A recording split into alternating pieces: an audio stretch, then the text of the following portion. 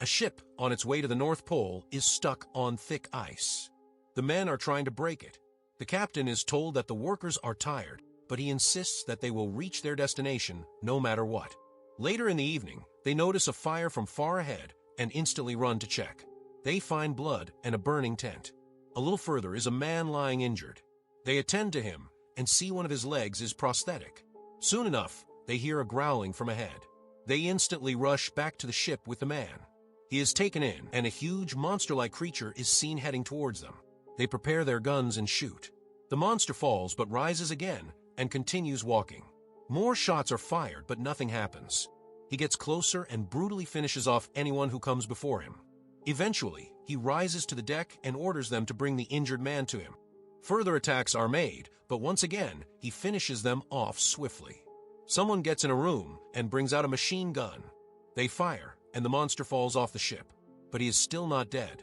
His strength is so much that he lifts the ship. However, another gunshot causes the ice to crack. They watch with eagerness as the monster falls into the water.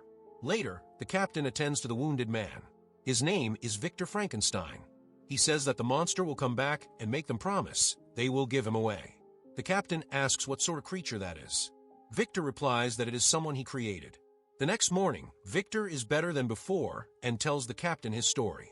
He begins from his childhood, belonging to a rich family with a distant father, a prominent surgeon. He is fond of his mother, but the father does not care for them and is only eager to await the upcoming child. Victor prays to God for a better life as his parents often fight. His father, abusive in nature, gives him lessons with punishments. Then one day, while he is playing with his mother, she begins to bleed. She is instantly taken into care, but is unable to make it despite giving birth to a healthy boy who grows up to be very fond of their father, quite contrary to Victor. One morning, Victor confronts his father, saying that he hasn't done much to save his mother. He disagrees. No one can conquer death, he adds and leaves. Before he exits, Victor tells him that one day he will be more successful than him. Victor says that since that day, he has had a vision to create something extraordinary. Meanwhile, the monster, still alive, rises from the ice. Back to the story, Victor's father dies, and his brother goes to one side of the family in a different city, and he goes to London. There, for decades, he has tried to expand the narrow limits of academia. He has grown up and, for the first time, presents his magical creation at his university. He explains life and death to the students, while a curious man appears and attends the lecture. He shows the creation. It is a half-human-like body, created from multiple corpse pieces. He powers it with a battery and animates it, shocking everybody. The professor is not quite fond of it and doesn't find it very amusing until it is seen to be taking orders. It catches an apple and then eventually releases it. The room is filled with excitement, but the professors say it is unholy. Only God can give life and take it. But Victor angrily curses them and switches off the creation. Later, on its way home, his curious listener stands before his office. He names himself Harlinda. He is here with a letter from his brother, William. Apparently, William is coming to see him with his fiancée, Elizabeth, who happens to be Harlinda's niece. He shows him the photo, adding that William is doing very well financially. Victor acts ignorant of it. Harlinda then expresses his admiration for his creation. He adds that he has moved to this city, and 3 days later, William will arrive. He says he will show him something that day, which will change his life. The day comes, and Victor goes to Harlinda's place with his research papers that he asked for. After checking it all out, they both sit, and it is revealed that Harlinda used to be an army surgeon. He brings him to his chamber and shows a demonstration of the human lymphatic system, established by a famous neurosurgeon. He locates a point, calling it a delicate location surrounding the heart. It can store and distribute energy. Victor also figures out that from one lymph node from the back, the energy can flow effortlessly. Realizing the potential, Harlinda immediately says he will give all the money it takes. Victor asks what he will take in return, but Harlinda says he may ask for that later. Just then, they are informed that William and Elizabeth have arrived. Victor goes to meet him, and Elizabeth is there. He is introduced to her as well. Later, at the lunch table, Victor loudly expresses his idea, which makes Elizabeth laugh. He gets slightly offended about it, and the other two leave to smoke. Elizabeth expresses that ideas that may seem worthwhile from the outside may do a lot of harm. She exemplifies the idea of war, which makes people think of a wondrous future, but ultimately, it causes a lot of destruction. This is what happens when ideas are taken by fools. He asks if she thinks he is the fool, but Elizabeth asks him to attend the smoke break with the men. He smiles and exits. Suddenly, the captain hears collisions outside. He quietly exits and hears that his men have seen the monster circling the ship. He doesn't trust it, but his assistant once again says that the men are terrified. He still doesn't listen and goes in. The monster is standing away, pointing at the ship. A few weeks later, Victor heads to a castle with the family. It's supposed to be his research center now. It needs a lot of renovation, but Victor has all the plans. There's a pit in between that opens from the sky to the ground. He wishes for a power storage to convert energy from the lightning. Harlinda agrees to everything. Later, they go on their mission to collect the pieces, starting from a death row. He finds someone got a strong back and selects him. After that, while he finds himself in the market, he sees Elizabeth and follows her. Seeing that she has entered the church and is looking forward to a confession booth, he rushes and takes the place of the father. Elizabeth enters and confesses. She says she has intended to sin, and it is related to her fiancé's brother. Victor, in his fake voice, curiously asks if it is lust, but she responds that it is hatred. She begins to say crude things about him, but apparently she knows it is him on the other side. They wave and walk out. They head to a ball and have a long chat. Then he offers to dance with him, and she hesitates but agrees. Victor tells how, since then, he began to grow more interested in life and lost interest in his project. He leaves his brother to handle most of the work in a lab and hangs around with Elizabeth. Days pass by, and Harlinda confronts Victor. He is aware of his ignorance and certainly doesn't like it. He says that the war is coming, and he needs a result within the next week, otherwise he will take away his support. After he leaves, Elizabeth comes to see him. He takes her into his lab, and she inquisitively checks out the half-prepared body. He confronts her and attempts to express his love for her, but she doesn't accept it. He then asks his reason for being there. She sits back, ponders the limited choices of an animal that is imprisoned. She says she has made her choice and decides to leave. Victor rushes after her, but she doesn't stop. Later one afternoon, Victor figures out the correct lymph node to put the electricity in, and in no time, the body animates, terrifying him. The war passes, and they reach the snowy field to collect more bodies. He tells Harlinda he is looking for a tall and wide specimen. He finds the bodies and begins to cut them up. Further, he carefully joins them with his structure, puts eyes over it, and throws away all the leftovers in the drain. Eventually, his monster is created, and now he must await the energy. A storm arrives, and he turns up the generator. He notices that Harlinda is there, but he is asking for his medicine hidden in his cane. He is surprised but gives it to him and finds out that he is affected by syphilis and is soon to die. Harlinda elaborates on his condition and then presents his need. He wishes that he could get reanimated inside the creature, but Victor rejects him instantly. He runs away from him and heads to the terrace. He climbs the pole and places his tower over it. As he climbs down, Harlinda continues his plea, but he keeps denying him, saying that his blood is polluted now. He cannot give his ill health to his new creation. He attempts to work on the generator, but Harlinda takes a pole and threatens to throw it off the pit. He tries to stop him, but in a scuffle he falls, but he hangs onto the wall. However, not for long, and he slips as well. Victor instantly runs down and finds Harlinda dead. He then sees the pole, which is crumpled, but he proceeds to use it anyway. He turns up all the generators, and then it starts to malfunction. The power rises, and a power is sent to the creature, but everything becomes quiet soon. He rushes to the creature and, finding it unresponsive, breaks down in anguish. He exhaustedly reaches his bed and falls down. In the morning, to his shock, he finds the monster standing before him. He is at first afraid, but sees that the monster is merely imitating him. He then shows him light, but he is afraid. He tries to make him feel the warmth and then unmasks him. He tells him his name, and he repeats the word. Victor gets amused and hears his heartbeat. Later, William receives a letter from Victor, asking him to come see him at the earliest. Victor takes the monster to the dungeon and introduces him to water. However, he only says the word Victor. He then chains him up there and is about to leave, but the monster panics. He assures him he will come and see that he is still only uttering the same word. The captain hears the story intently and says no matter what comes, they will sail for the North Pole. Victor says that he shares the same madness as him, and his story isn't proving the point. The captain responds that he would like to hear it nonetheless. Victor continues taking care of his creature, but he doesn't respond quite as expected. He grabs a razor and cuts his hand. Victor somehow lets him go out of it. However, he notices that his wounds are being healed. He then rises, and Victor gets a little afraid. He locks him up again and aggressively tries to teach him new words, but he doesn't learn and gets scared of him. Meanwhile, William and Elizabeth have arrived. He lets them enter, and they wonder about Harlinda, but he lies that he is not there. While Victor takes William upstairs, Elizabeth hears a growl and stops to check it. She walks towards the dungeon and notices the monster. He sees her as well and rises.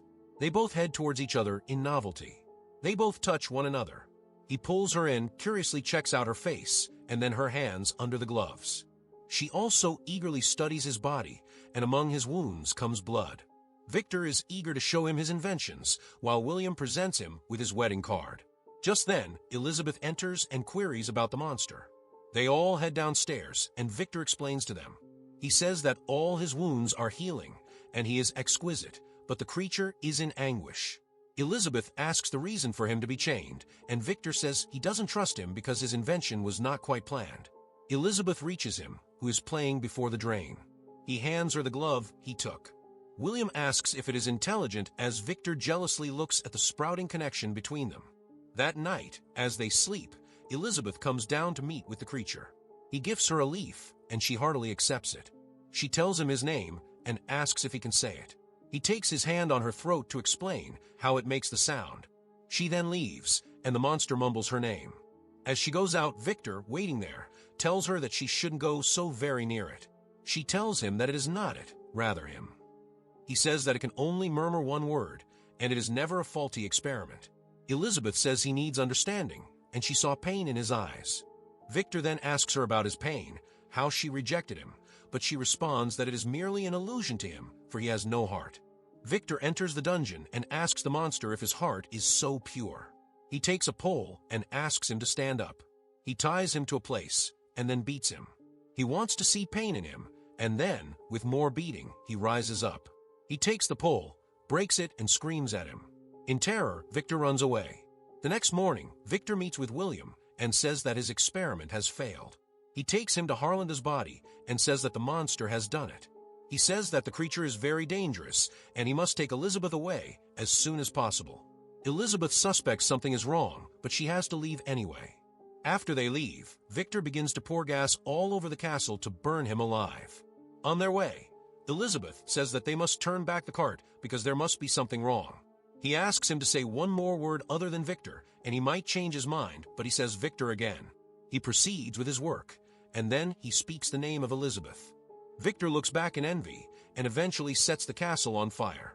Victor gets out, and the monster constantly screams his name.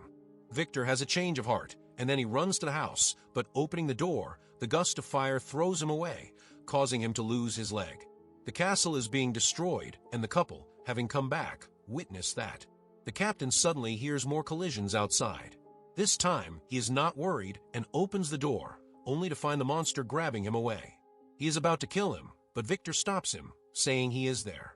The captain rather asks him to finish him to prove his creator's point. He stops and says that Victor might have told his story, now it's his time. As the castle is being destroyed, the monster breaks down his ties and his chains. He then jumps into the drain that takes him out of the castle and drops him into a stream. He flows on and finds himself stranded far by the morning. He wakes up and finds himself in between a jungle. He is intrigued to find a deer, but soon someone shoots it. He looks back, and there are a couple of hunters who shoot him as well. He runs and hides. Hearing their prying voices, he flies, and before long, he finds a cottage. He takes shelter inside the barns. He falls asleep, and when he wakes up, he hears sounds outside. He peeks and sees those two hunters talking about him as they enter the house. He looks further in and sees an old man who's unable to see, but his words inspire him. They are full of wisdom, he says. He begins to follow his activities along with his daughter and his grandchildren. He wanted to be a part of their family, and one day he decided to align the haze. In the morning, they get excited seeing it and think that the spirit of the forest has done it. He continues doing stuff for them at night and receives return gifts as mostly clothes. Then one morning, a pack of wolves attacks their sheep. Noticing such animal violence for the first time, and adding to the fact that humans shoot down the sheep, he realizes the world is about survival. None of them is an enemy, but they are doing this to live. Later, the children of the old man say that they will leave him in the town till winter ends, and they will go hunt the wolves, but the old man doesn't listen, saying he will stay here for good. They all leave, and he remains alone. Then the creature decides that he will present himself to the old man. He enters his room, and the man wonders who it is. The monster replies that he is a traveler. He requests him to grab a seat for himself. He also asks him to get himself a brandy from the table, and while doing so, he breaks the glass. He is soon scared, but the old man comforts him. He holds his hand, asks who he is afraid of.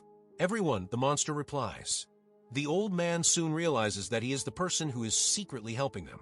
From his words, the monster begins to learn kindness, companionship, and empathy. He welcomes him to the house. The monster begins to learn to read. He takes him out for walks, and with countless stories, he searches for an identity. He still struggles to do so, and the man tells him of a time he once killed another innocent person. He has been dealing with the guilt ever since, but forgiveness and forgetting are the true wisdom of life. To look for answers, he must first begin to search for who hurt him. And in his case, it is Victor. He aims to skim for him and reaches the ruined castle. There, he comes across many documents, and after inspecting them all, he understands his origin. He then finds the wedding card of William, where their address is present. He heads back to the cottage and sees the wolves have attacked again. He runs in, and the animals charge at him as well. This time, he learns to fight back. He begins to tear them up one by one until they run away, and he rushes to the old man. He is happy that he came back. The monster responds that he has figured out who he is. He is made up of dead people, a helpless monster. The old man holds him and says that he is a good man and his friend. He eventually passes away. Just then, the hunters return and point their guns, thinking all of it is his doing. They shoot at him, and one of them rushes at him, but he is torn off. The rest too fall back in fear, and the monster walks out. However, the hunters get out and shoot at him. He falls injured. Although the wounds heal, he lies there in weakness. He wakes up again during the night.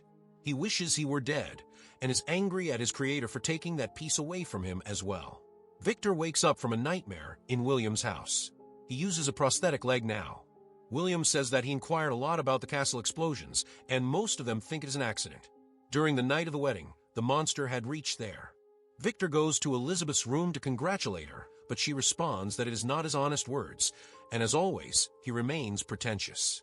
He leaves in frustration and reaches his room only to find the door is ajar. He closes it and then whispers, calling the monster out of the dark. Apparently, he comes out. He asks him to make a companion for him. Victor considers it madness and doesn't oblige. He expresses his anguish that he cannot die, and neither can he live. But Vicer's constant denials and belittling him make him lose it. He grabs him. The sound is heard from downstairs by Elizabeth. He throws him to the wall, and William hears it. Elizabeth rushes upstairs and finds him. They get closer, and Victor grabs a gun. He asks Elizabeth to move away, but she comes and blocks him, making him shoot her. The others run in, and Victor blames it on Monster. They dash at him, but he throws them away, making William hit his head. In anguish, he grabs Elizabeth and walks down amongst the guests. Victor reaches his brother and tries to save him, but he says he needs to be saved from him. Victor breaks down in tears, and he slowly passes away. In complete desperation, he grabs the gun with the purpose of finishing the monster. He has taken Elizabeth into a cave, where she passes away, confessing his adornment for him. Victor enters the cave and finds her body. The monster attacks him from behind. He breaks his nose, so that he also bears the pain of being a monster. Victor wishes to be killed, but he wants to make him suffer and leave. Victor runs behind him, but he leaves. Later, Victor reaches an ammunition shop and buys a bunch of ammo along with dynamites. He prepares himself a camp and sees the monster far ahead. He gets in and a fight breaks in.